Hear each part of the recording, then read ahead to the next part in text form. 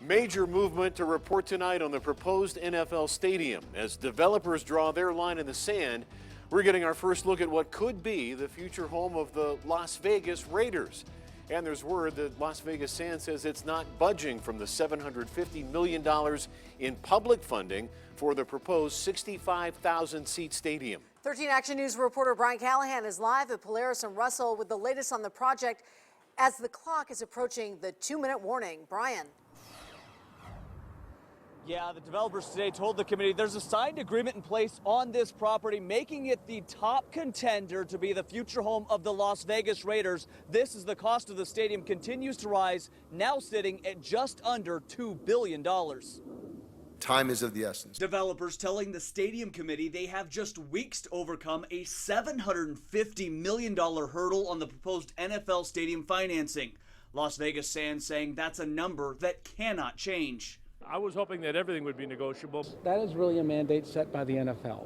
That is not a subsidy to the Adelson. Las Vegas Sands making the case that the public would only be paying for 40% of the total $1.9 billion costs, laying the mechanics of the room tax out, saying it would add less than $1 to the cost of most rooms. I think we demonstrated today in terms of the public dollars, in terms of the room tax increase, it's really not that significant. With continued debate over the public contribution, committee members are saying it may be best to give lawmakers a little leeway. I'm at the point of, if we can't come up with a figure, let's send it up with a range and let the legislature make that call. The other looming problem is when the state legislature would make their decision, which developers say is vital. There's an election year, we understand that, but timing is of the essence. The NFL has very strict timelines. Time is not on our side right now.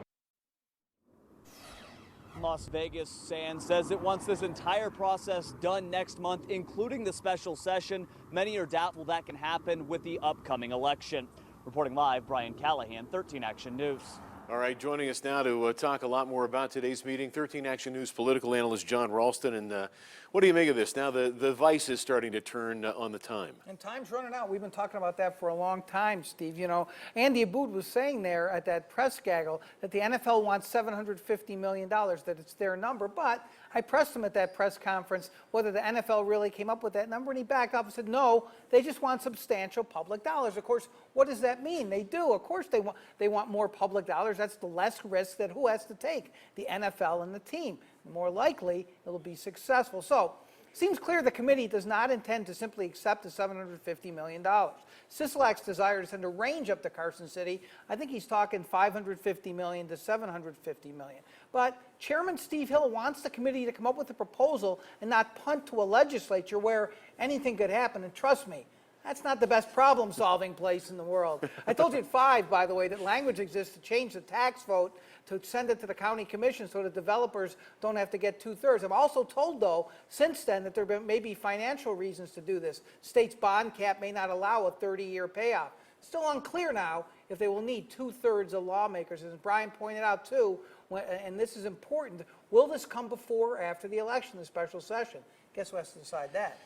Right, and that would fall on Governor Sandoval. That's right. But if the county commission basically is making this call now, that's significantly fewer lawmakers who have to worry about re-election. I don't think the lawmakers get out of the political issue. If they enable the county commission to raise taxes, and I think a lot of people are going to say, well, you could have stopped that from being enabled. What's interesting about the county commission, it's chaired by who? Steve Sisolak, who was on that committee and has asked very, very tough questions. Guess what else is interesting about that Clark County Commission, Steve? Mostly Democrats. Okay. And one of them, Chris Giuliani, is partly funding that website that's calling the stadium a scam. This could get really even more fun if you can believe it. Yes, fireworks over the stadium. Indeed. All right, Indeed. thanks, John. You bet. Tricia.